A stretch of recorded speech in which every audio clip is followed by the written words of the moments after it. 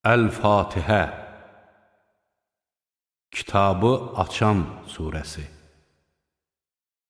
Mərhəmətli və rəhimli Allahın adı ilə. Həmd olsun aləmlərin Rəbbi Allaha, mərhəmətli və rəhimliyə, haqq hesab gününün hökmüdarına.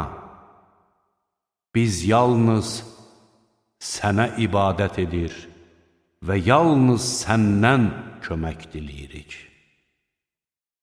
Bizi doğru yola yönəld. Nemət bəxş etdiyin şəxslərin yoluna, qəzəbə uğramışların və azmışların yoluna yox.